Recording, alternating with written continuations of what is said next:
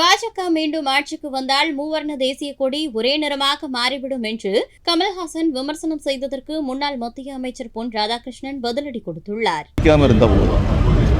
மீண்டும் பிஜேபி ஆட்சிக்கு வந்தால் ஒரே நாடு ஒரே தேர்தல் போல தேசிய கொடி கூட ஒரே நிறத்தில் ஆகும் அப்படின்னு கமல்ஹாசன் பேசுகிறார். கமல்ஹாசன் தனி கொடி வச்சுட்டு போராட்டுருவோம். அர்த்தமற்ற பேச்சு. கமல்ஹாசனுக்கு என்ன அரசியல் தெரியும்? என்ன அரசியல் அவருக்கு நடத்திருக்கிறாரு?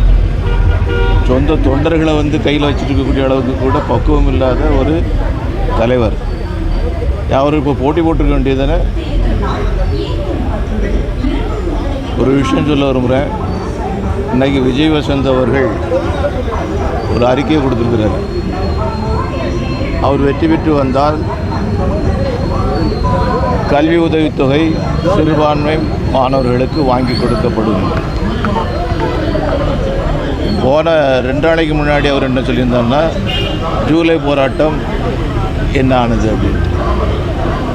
ஏழை இந்து மாணவர்களுக்கு கல்வி உதவித்தொகை பெற்றுக் கொடுக்கக்கூடிய ஜூலை போராட்டம் என்றார். ஏன் இந்த டபுள் பிளே? ஒரு விஷயம் கூட தெரியாத ஒரு பாராளுமன்ற உறுப்பினராக இத்தனை வருஷமாக இருந்திருக்கிறாரு. பாஸ்போர்ட் ஆஃபீஸ் இங்கே இருக்கக்கூடிய தெரியாது.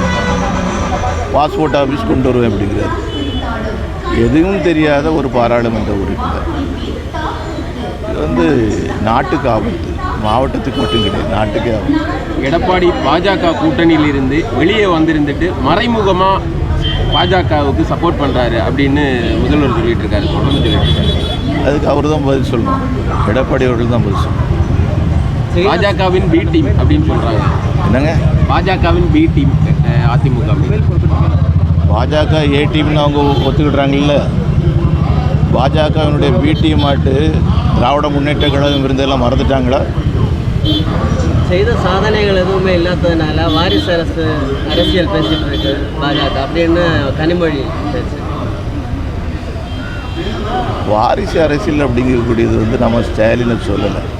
ஸ்டாலின் எமர்ஜென்சி பீரியடில் உள்ளே இருந்தவர், கஷ்டப்பட்டவர். அந்த செய்திகளை உள்ளது உள்ளபடி தெரிந்து கொள்ள ரெஃப்ளெக்ட் நியூஸை சப்ஸ்கிரைப் பண்ணுங்க.